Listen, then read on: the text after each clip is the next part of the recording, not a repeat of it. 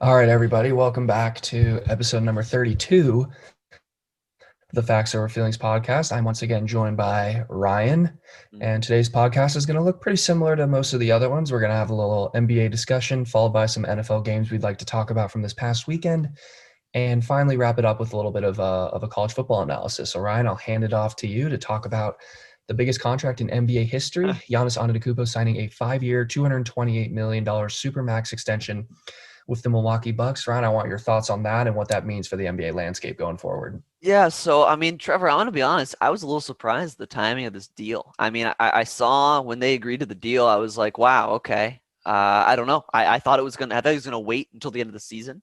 I thought he was gonna evaluate where the Bucks were, with the addition of Drew Holiday, and the failure to get Bogdanovich, they added some players. But I don't know. I've had my doubts about this team for a while now. They always play well in the regular season, but I always have trouble thinking that they'll be able to get over the hump and really, go to the NBA Finals and win a championship. I mean, they definitely can, but I haven't quite seen that yet from them. So I want to see that from them, and I was a little bit surprised, but I was pleasantly surprised. And here's why. For years, we've talked about this, Trevor, before. The big name players, a lot of the times they will force their way out of smaller markets. LeBron being one of the very few exceptions, going back to Cleveland because he was raised in Ohio, right? He had loyalty to his hometown. Most big players do not do that. Most big time players go to a little bit of at least mid-sized markets. Milwaukee is, I would argue, before Giannis, was not a big market. It was a really pretty small market. Across the NBA. So this, I think, helps these small markets. Hopefully, these young players that are becoming stars, hopefully as they get on to, inevitably these smaller market teams, hopefully they stick around. Hopefully they look at Giannis and they say, okay, just because it's a smaller market doesn't mean I can't win a championship here. And hopefully these players will value their team and value the players that they play with and the coaching staff more than they value, the big city, the nightlife. So, we'll see what happens. I'm kind of optimistic for the future for these small market teams. And hopefully this is a sign that some of these young stars will, sign long-term deals with these, places that aren't New York City and aren't LA and aren't Brooklyn and aren't Miami, right? Hopefully they'll decide to go to the smaller market areas. Yeah, I agree with that analysis. I have a couple main takeaways from this. From this one, and this is Giannis's own words. What put Giannis over the top to sign this extension was when he got back around the players and he got back around the Milwaukee team environment. Mm. So for me, what that shows is how connected Giannis was to his teammates and how connected Giannis feels to the city of Milwaukee. He feels like he owes a debt to the city of Milwaukee, for drafting him, for taking care of him and his family, for taking care of him financially. He feels a special kind of connection that I think a lot of people on the outside underestimated. And Mm. clearly he's embraced the city of Milwaukee, and the city of Milwaukee has obviously embraced him because he's a fantastic NBA player. I do think he's capable of winning in Milwaukee. I think Drew Holiday is a very nice addition, but it's on Giannis. Giannis needs to get better, and the one area he can really improve in is that jump shot. He needs to be able to develop a jump shot because teams in the playoffs are not going to let him go straight line to the hoop and get a dunk. The Miami Heat stonewalled that. The Toronto Raptors the year before stonewalled. Giannis is going to have to be able to hit tough jump shots like LeBron James can, like a Kawhi Leonard can, like Kevin Durant can. But overall, it's great money, obviously. Clearly, Giannis loves the city of Milwaukee. He loves the Milwaukee Bucks as an organization, and he feels like he owes them something. So I have nothing against the Supermax extension. I'm with you, Ryan. I thought he was going to wait till the end of this season to see, Mm. but now he's locked in. And the 20 is slowly drying up here with LeBron, Anthony Davis,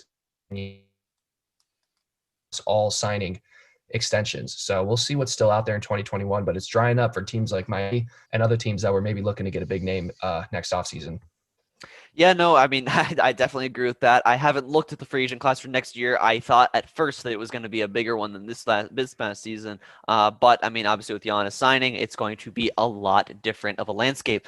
But Trevor, so we talked about that. We talked about the Giannis extension. And I think the next thing I wanted to discuss is the preseason, and not really just the preseason, but a player or two, that you were kind of impressed with in the preseason.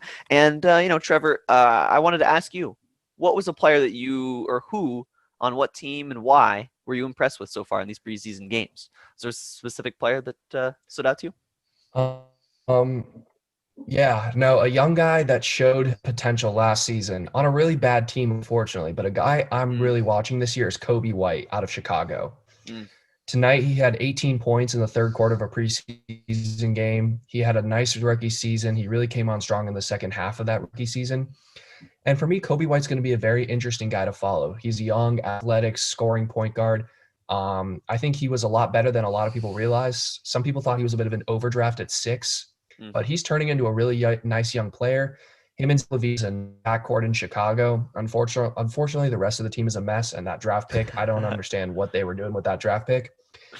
But Kobe White is definitely a guy I'm going to keep an eye on this the rest of this preseason and even more so in the regular season.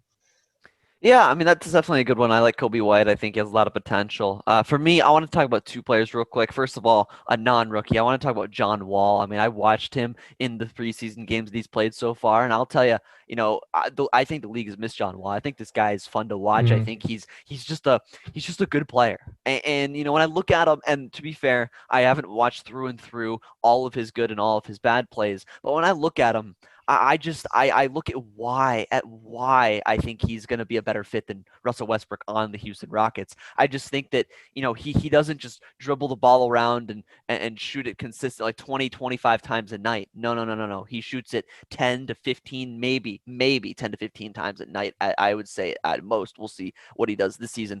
And doesn't take too many threes because he knows he's not a great 3-point shooter. He knows he's not a great 3-point shooter, and he knows what he does. He gets straight to the hoop with body control and finishes really strong at the rim, and that's what he does well. And it's really fun watching him back from his two pretty big injuries. I believe he had an Achilles injury and another leg injury prior to that. So two really devastating injuries in the past few seasons. But it's good to see him back. I think him and Harden, as long as Harden stays, I think that it'll be a fun team to watch. So I've been looking out for John Wall. And another player I wanted to talk about, a Cleveland Cavalier, real fast, if that's okay. It's just, everyone should be impressed with this rookie, Isaac Okoro, so far. And I wanted to bring him up because he's played really well in the few games of the preseason.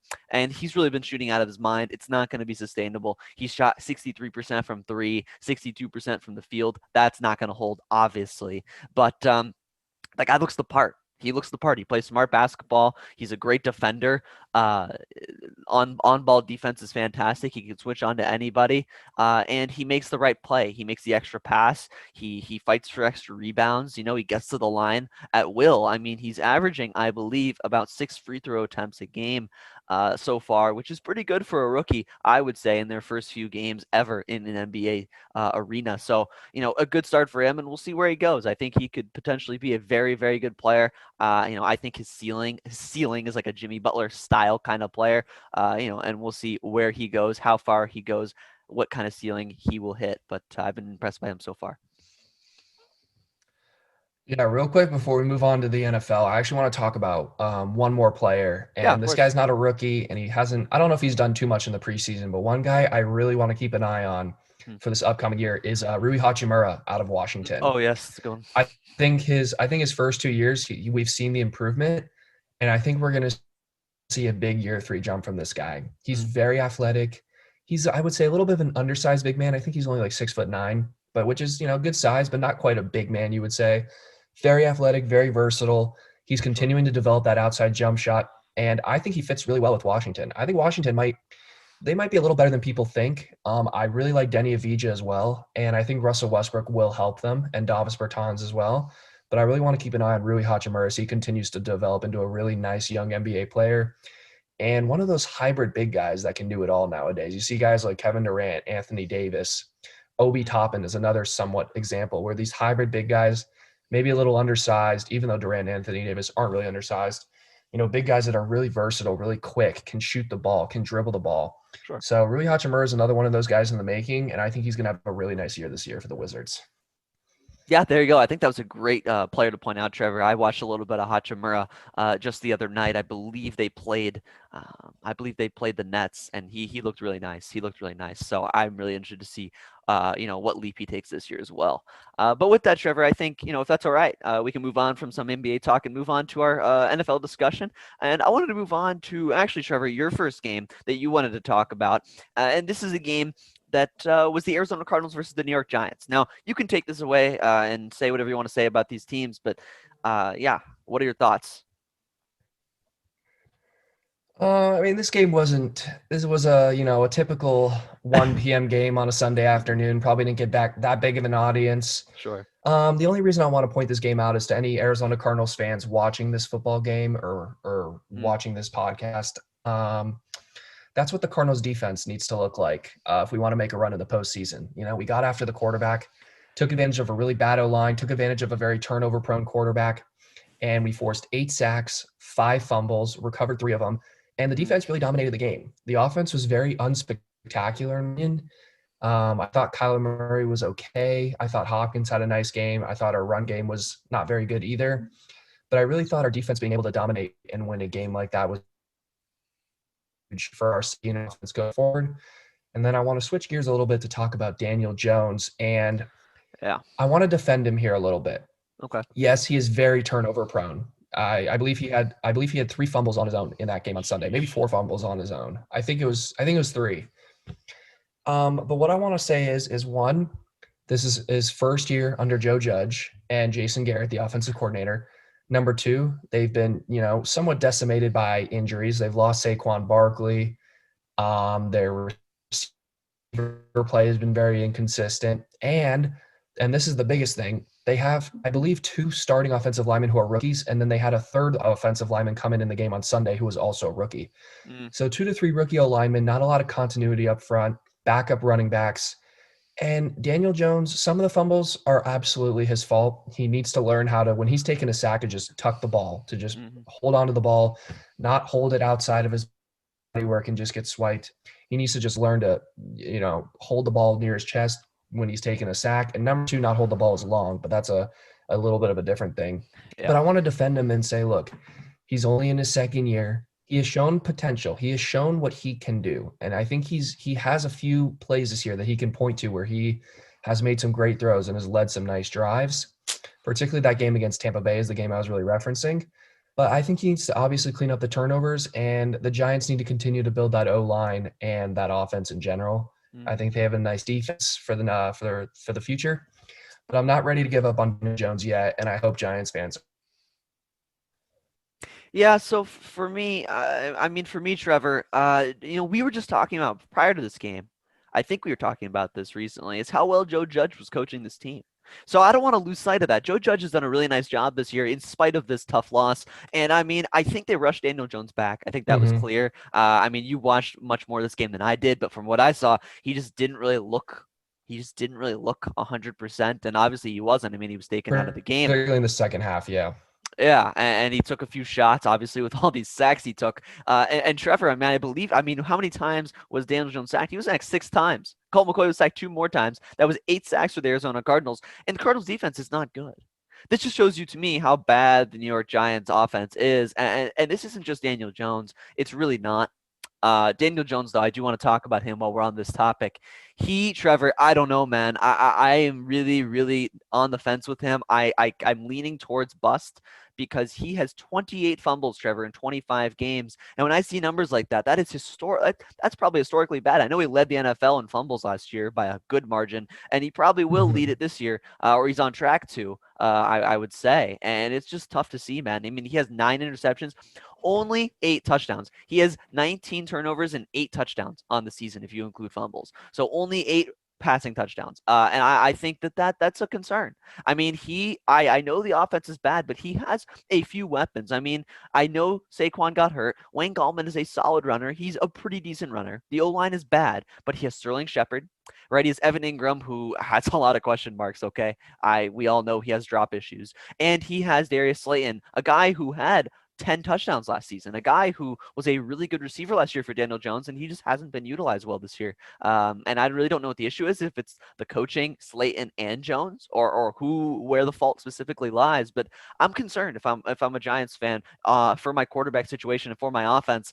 I'd start looking towards a guy taking a guy in the draft. I mean, you have to look at not Justin Fields or Trevor Lawrence, but a guy like Zach Wilson, or the quarterback from North Dakota State, someone like that. A quarterback that you can develop, maybe sit for a year or a few games and start playing, because I just don't know if this is working, Trevor. And we'll see what happens next week against the Browns. They're going to have to bounce back from this Cardinals game, but I don't know. It's tough. This Daniel Jones probably isn't going to play. Colt McCoy is going to have to play again.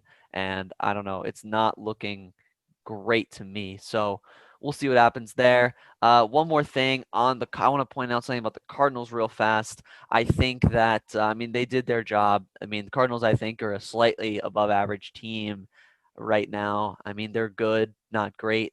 And they beat a team that has no offense, and they beat them in dominating fashion. So they did their job. Yeah, I don't know. I want to point out one thing. I don't think I really don't think Kenyon Drake is the long-term answer at running back. I think that they need to look towards other options, maybe Aaron Jones in the offseason, someone like that, to improve that run game. I just don't know if Kenyon Drake is it. Outside of a 35-yard run at the end of the game, he did absolutely nothing this game. So I want to see more from the run game. But that's it for me. I And agree, particularly on Kenyon Drake. yeah. Kenyon Drake also had 2 fumbles, small little Oh, did detail he? there. So that's a concerning thing. Mm-hmm. And Chase Edmonds is a nice young runner. I like Chase Edmonds. I wouldn't be too against giving him an opportunity, but for now, Kenyon Drake will remain the starter. Ryan, as we transition to your game that you want to talk about, Mm-hmm. take it away. Yeah, so I wanted to start off by talking about the Patriots-Rams game, and this might be kind of a surprising game to choose to some, but I wanted to talk about this game mostly because I want to talk about the Rams, Trevor. And the Rams, we've talked about them being a Super Bowl contender, or at least an NFC West title contender or division winner, and I think that they're playing well. Belichick. I came up to Sean McVay after the They game are. and said, Belichick went up to Sean McVay after the game and he said, you outcoached us. Your game plan was fantastic.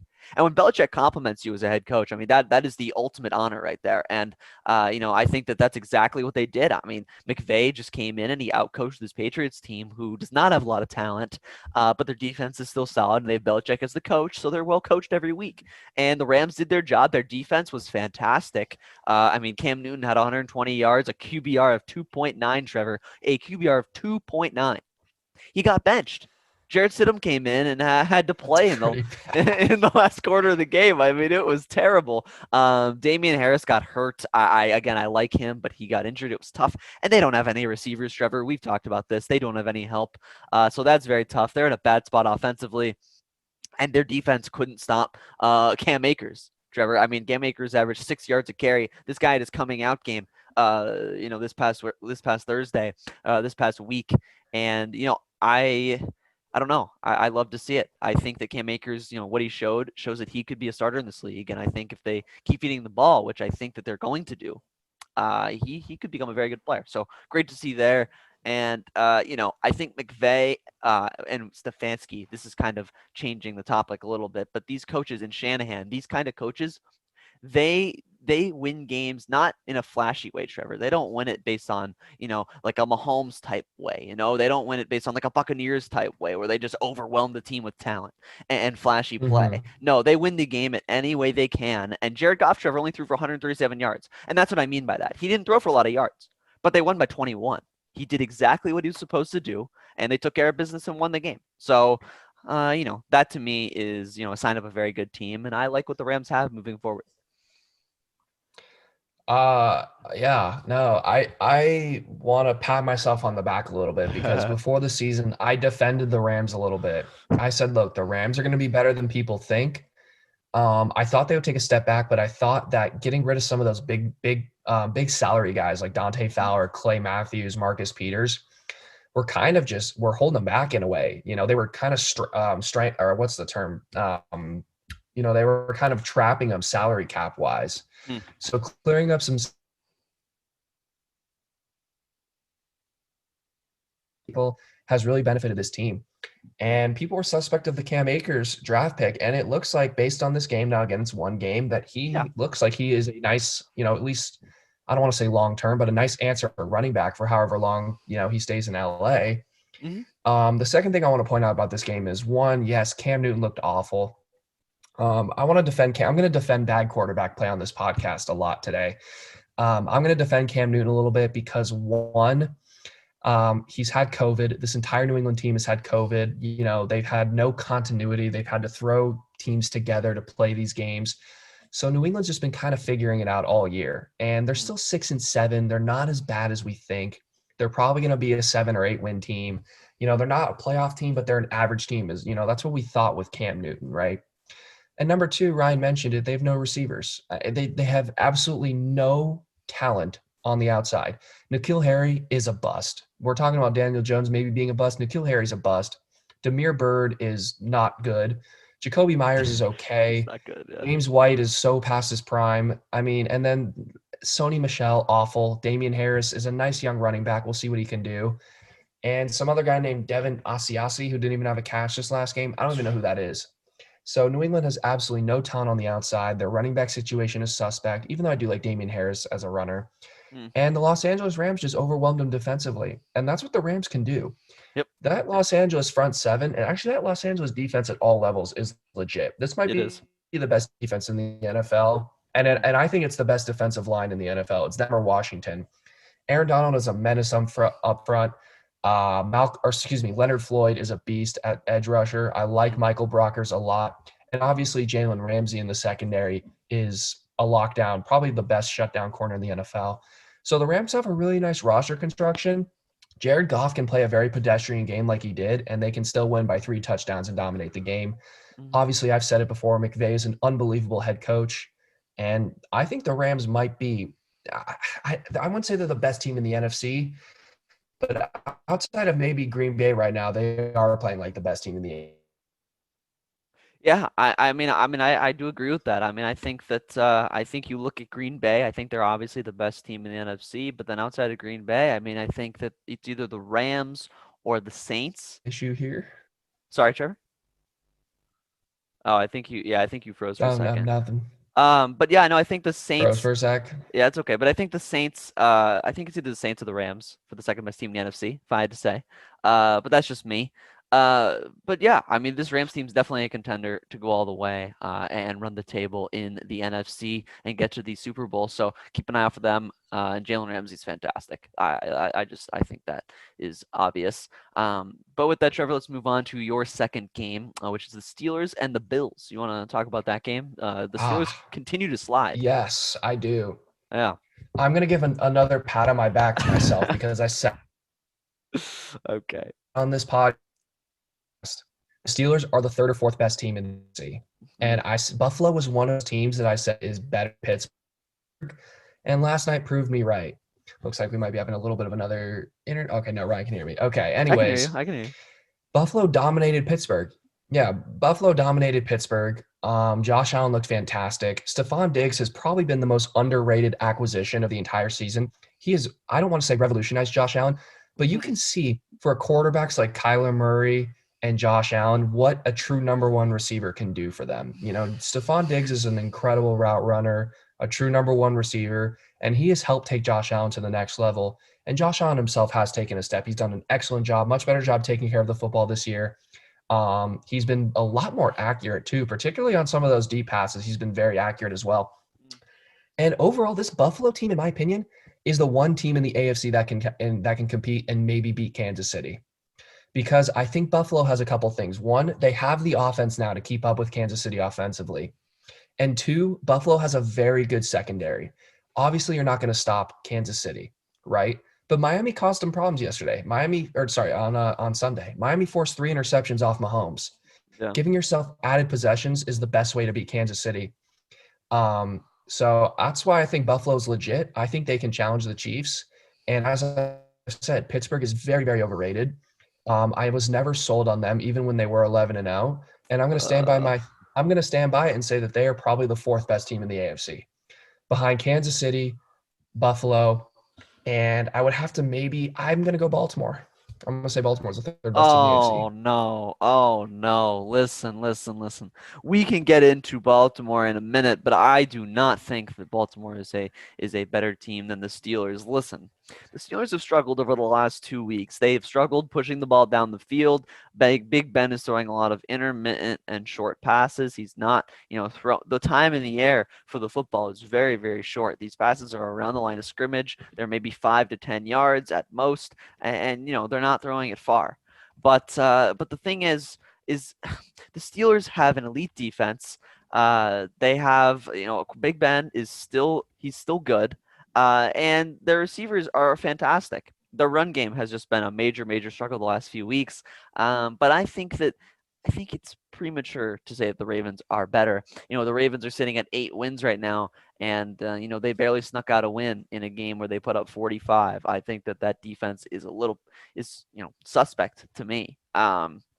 And I think that Pittsburgh will bounce back. I do. I do. I think the Bills are a good team, and they showcase that against them. You said Stephon Diggs is fantastic. I agree. I also really like Gabriel Davis. I really do. I think he's a good rookie. He's had, I think 3 touchdowns in the last 3 weeks for the Bills, and he's been very good.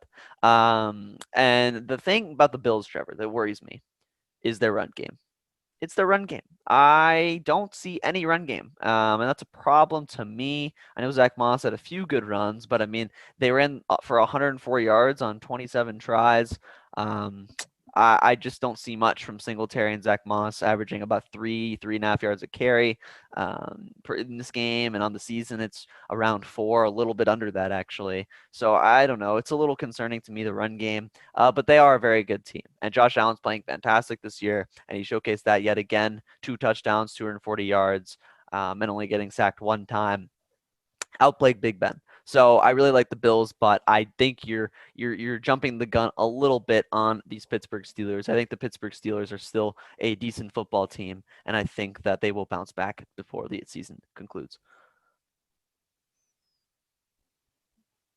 I have a couple points to counter your theory that the Buffalo Bills not having a good enough run game is going to hurt them. One, every NFL team has deficiencies. Outside of maybe the Kansas City Chiefs, every NFL team That is has true. a hole or a deficiency. That's just the nature of a salary cap sport. You can't perfect everything. Number two, Josh Allen is a capable runner. And I think the threat of Josh Allen being able to run the ball helps the Bills' run game and pass game. Keeps the defense honest and prevents the Bills from being one dimensional. Finally, your point about, the Ravens giving up 42 points to the Browns. Yeah. I think injuries played a big part in that. And I think you saw this in the second half. The Baltimore secondary gets shredded. I mean, Marcus Peters got hurt. Jimmy Smith got hurt. Marlon Humphrey was shaken up. I mean, the Baltimore Ravens were putting in backups and Canadian Football League players in the secondary in that fourth quarter. So I'm not going to take anything away from Baker. We're going to be talking about that game a lot in a minute. But Baltimore was beat up in that game against Cleveland, and they've had COVID issues all year, like the New England Patriots. They need to find their continuity and consistency. And when they do, I think they'll sneak into the playoffs, be a back-end playoff team. And if they can avoid Kansas City in the first round, I think they pull a first-round upset on the road, no matter who they play, Hmm. even if it's Pittsburgh. We can move on to this, Trevor, actually, since this is our next game. We can just move on to the Browns and the Ravens. But I wanted to say, I don't know if I agree with that. And we can talk about this for a quick second before we talk about the Browns-Ravens game. I think the Ravens, I think Lamar just can't win in the playoffs. And I think for some reason, a lot of the time when Lamar plays in the playoffs, he seems to be missing something, and particularly the passing game. And this is what happened in this game against the Browns. Against the Browns, he threw the ball, Trevor. I believe it was 4 times in the first half. 4 times. All right, he didn't throw the ball. And sure, he finished with, I believe, 17 pass attempts, and he was 4 for 4 on the final drive to get them into field goal range. But, I mean, these were easy passes. And when he came back for that 4th and 4, Trevor, and had that 45-yard touchdown strike to Marquise Brown, he was wide open. And there were other throws he made in that game, Trevor, that were wide open and he missed. Right? There were throws that the receivers dropped as well by Trace McSorley and Lamar Jackson. So this offense, to me, throwing the ball is extremely, extremely, thin, and it's teetering on a whim here. I don't know if Lamar. I just don't think he's a good enough passer for them to go deep enough into the playoffs. I think defense is tightened up. I think they'll really focus on the run. And the Browns defense is just horrendous. I mean, we saw this against the Ravens. I mean, they were terrible. Lamar, again, he didn't throw the ball. He just ran. He just ran. They ran a dual threat with Dobbins or Edwards and Lamar, and they either focused the running back, both of the D tackles and the D end, focused the running back or Lamar, and the other one just ran all over them. So it was a problem with communication with the Browns. It was a problem with just getting tackles on the quarterback. I mean, Lamar averaged 14 yards a carry, had 2 touchdowns and 125 yards on 9 carries. I mean, it's unbelievable. It was a problem, and the Browns defense needs to be fixed. And I think that Lamar Jackson, is a fantastic athlete, one of the best athletes in football. But how good of a passer is he? I don't know. And I think that's going to be their downfall in the playoffs. Trevor, you can give your quick thoughts on this game if you'd like. Yeah, absolutely. First point I want to make is I thought the Cleveland Browns defensive game plan was horrible. I thought they look when you're preparing for a quarterback like Lamar Jackson, particularly in terms of pass rush, Yeah. you can't go with a normal pass rush because Lamar Jackson is so evasive and so athletic. If you rush the quarterback and you end up behind him, he's gone. You have to be able, as the Cleveland Browns defensive line, you have to know to one, do your best to keep Lamar in the pocket. And number two, don't get behind him on the pass rush. You always have to keep in front of him, which means you shouldn't, it's not like rushing a Tom Brady where you can just try and go after him as hard as you can. You have to be smart about how you rush the quarterback, and you have to be. It's almost like quarterback spying. It's almost like a four-man quarterback spy Yes. up front. Like you have to follow where Lamar Jackson's going because he is so evasive and so quick. So I thought in that way they were really not prepared for that. And you saw Lamar Jackson had one of his best running games of the season. Of his career. I want to touch on Baker because I think Baker's always a topic of discussion, but I thought Baker Mayfield played a very good football game. Um, Particularly in the second half, he led a big comeback. They were down by 14 on multiple occasions. Mm. He was, in my opinion, very accurate. I think he made a lot of nice throws. His receivers didn't help him. Nope. As you saw, a few drops, a couple fumbles. I thought Rashard Higgins was a little off in the first quarter. Yeah, it was weird. And this is the type of game where if Cleveland Browns, the Cleveland Browns are like to lose these games by 30. These are the types of games when you see a big playoff team on a national TV game. You don't show up. You don't match their level of play. And the Mm. Cleveland Browns matched them play for play. Baker Mayfield matched Lamar play for play. And yes, they lost the football game, but I thought it was a really good sign to see that Cleveland can compete now. And early in the season, we thought, can they compete? They're beating a lot of bad teams. But you've seen in recent weeks, they beat Tennessee. They had a very good chance of beating Baltimore. So Cleveland can compete, and they're going to be a tough out in the playoffs. And I think Baker's play has really picked up these last few games, particularly Tennessee and Baltimore, the most recent games we've seen. Final thing, yes, Baltimore has a passing deficiency, but when you have a track star in Lamar Jackson, who might be the best athlete in football, you can afford a little bit of a passing deficiency. Come playoff time, he's going to have to make throws. I agree. And we've seen it in the past, him not be able to make the throws in the playoffs. But again, this is a weird year. Every team has had some interruption or some issue. COVID's obviously a big deal. So we'll see come playoff time if they can patch up the passing game. But the fact that Lamar's a track star can really make up for a lot. Yeah, no, without a doubt. I mean, he is an elite athlete. And I want to talk about the Browns for a minute, Trevor. I'm going to talk about this. And, from my perspective, it was tough because, normally, like you said, the Browns don't really show up in these games. They don't really show up. I mean, last year against the 49ers, they were embarrassed on national TV. And they were embarrassed against the Ravens week one of Mm-hmm. this season. They were embarrassed against the Steelers in week, I believe, 6 or 7 of this season. Or whatever it was. So they've been struggling against the best teams for a long time now, even with this talent they've had.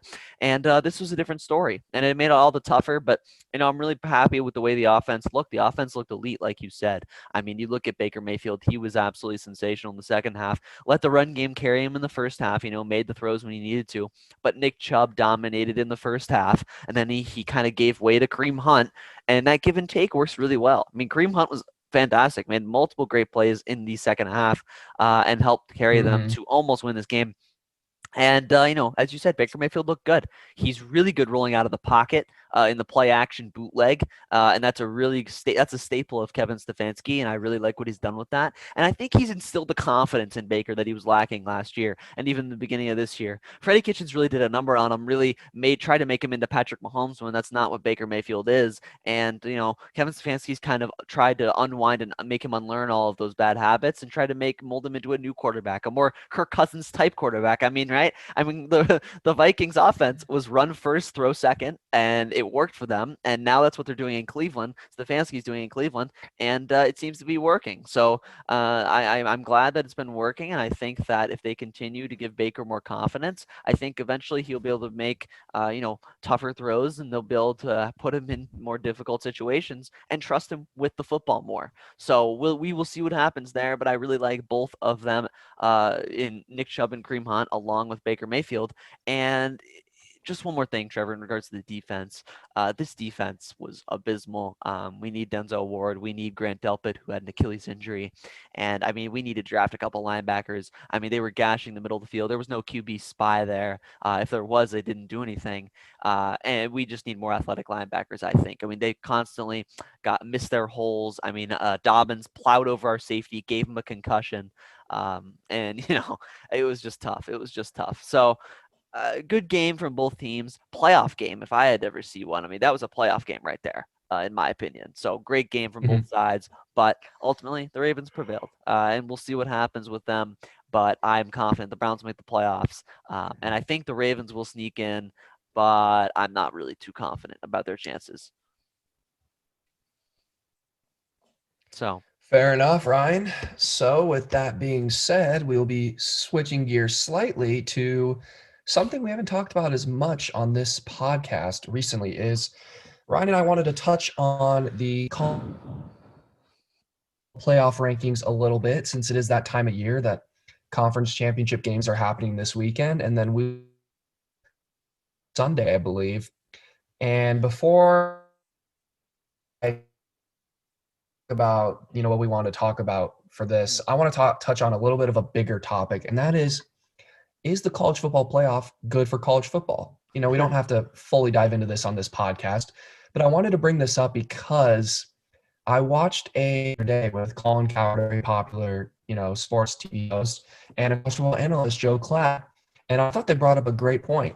mm, The college football playoff and the way they do the rankings is mm, ruining college football. One, it's ruined the purpose of a bowl game. Before there would be the BCS national championship game, right? There would be the mm, top two teams. But going to the Rose Bowl mattered, going to the Orange Bowl mattered, going to the Sugar Bowl mattered, which kept a lot more programs relevant. Now, the college football playoff has ostracized the top 3 or 4 programs. It's the same teams every year. It's Alabama, Clemson, Ohio State, and a fourth team that's usually Oklahoma, Georgia, or Notre Dame. mm. And it's not going to change. I mean, who dominated the national signing day today? Alabama, I believe, was the or Ohio State was the number One one of the two. recruiting school today. Or maybe Mm, it was Alabama or Ohio State Alabama got the number 2 player in the country. there you go. So the college football playoff is ostracizing 3 or 4 programs because it's taken away the relevancy of important bowl games. Now it's about, if you don't get into the playoff, who cares? So in my opinion, to fix this is one, we need to 16 teams, and here's why. That way you can incorporate a group of 5 team. A Coastal Carolina or Cincinnati, for example, have gone undefeated. They have beaten ranked teams. They've played everybody on their schedule and they have won every game. Games need to matter. I understand that teams like Florida and Georgia are probably better than Coastal Carolina and Cincinnati, Mm, but the point of a college football playoff system is to have that games matter. Winning should matter. And the fact that all these 2-loss teams don't drop, particularly Florida, losing to a 3-5 LSU team, losing to a 3-5 LSU team and only dropping 1 spot, and then Cincinnati not even playing a game and they drop a spot, makes absolutely no sense to me. I think Coastal Carolina was also ranked way too low. They've beaten 2 ranked teams, and here's a perfect analogy. Coastal Carolina, right, is ranked 12th in the country. mhm, They beat University of Louisiana Lafayette, who's currently ranked, I believe, 19th. That same Louisiana Lafayette beat Iowa State by 17, and Iowa State is ranked sixth. Sixth. And Iowa State also has a second loss. So mm. for me, there's a big problem there. I think there is a Power 5 bias, which is fair. Power 5 teams are probably better. They get the best players, but games should matter, and we need to make the college football playoff bigger. Ryan, I'll hand it to you. Yeah, so for me, Trevor, talking about regards to the college football as a whole, I would say that, I've been saying for years, man. I've been saying for years, it needs to be an 8-team playoff. Now they're not going to do that. They're going to move it to 6, probably, and they'll have the top 2 teams have a bye, and then have the other 4 play each other. The winners go on to play the top 2. But I think Mm-hmm. it should eventually go on to 8. And for exactly this reason, Trevor, we look at the top 8, and in my opinion, any one of these top 8 teams could win it all. The top 8 teams right now, Trevor, I believe are Alabama, Notre Dame, Clemson, Ohio State, Texas A&M, Iowa State, Florida, and Georgia, with Cincinnati being 9. if I am correct. And listen, we can That's talk, right. we can debate the merits of whether Cincinnati deserved to be 9. I think that Florida is better than them. I think Georgia is better than them. Although Cincinnati is undefeated, they haven't beaten anybody outside of SMU, who is ranked. I believe SMU is the only ranked team that they beat this year. So I understand why they're behind these teams, but I think I do too. it does create a bigger issue, like you said, in regards to recruiting. It really does. It really does. I mean, look at these teams, Trevor. They're always here. Clemson, Ohio State, and Alabama. They are always at the top. They've been at the top for years, and it's created a monopoly at the top. It really has. It's a Hmm. monopoly really between 3 different teams, and it's year after year with a few teams being mixed in. You know, the LSU one season, you have Georgia another. Maybe you have an Oklahoma thrown in there, maybe. But it's the same 3 teams every year, it seems. So that's a problem for college football that college basketball doesn't have. I will point out, college basketball has great teams, but because of the tournament, anyone can win. Really, anybody can win, Right. which is great.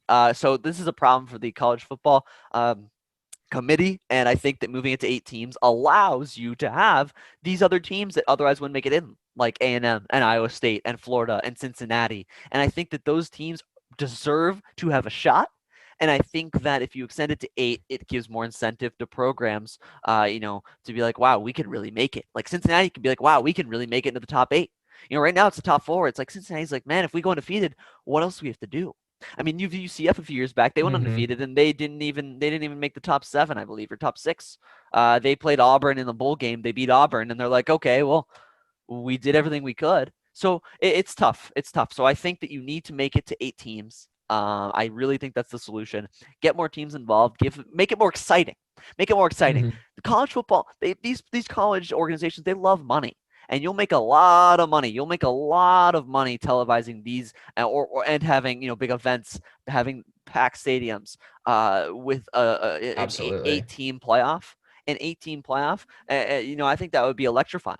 I think that'd be electrifying, Trevor. So if they do that, I think that's the solution to me. It involves more teams. Recruiting becomes not so much a monopoly because more teams make the playoff, have a chance to win it all, which is what players want. And it makes it more competitive. I think that's the key thing here. You need to make it more competitive because right Hmm. now it doesn't really, to me, seem that way. And in regards to these teams, Trevor, I'll talk about these teams for a brief second. I think that A&M deserves to be in over Ohio State. I want to say that because, and this might be my SEC bias talking, but A&M's only loss is a loss to Alabama at the beginning of the season, and they've just rolled over everybody else. They beat number 4 ranked Florida earlier in the year, and they've taken Hmm. care of business, beating every team since the win over Florida. They've beaten every other team by double digits. So they've taken care of business in every game since.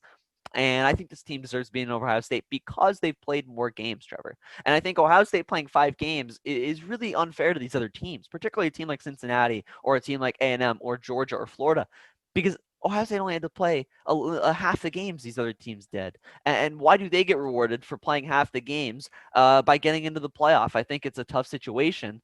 And it's tough for the NCAA to be in. It's tough for the NCAA to kick out a team like Ohio State, who obviously has the talent to be in the top 4.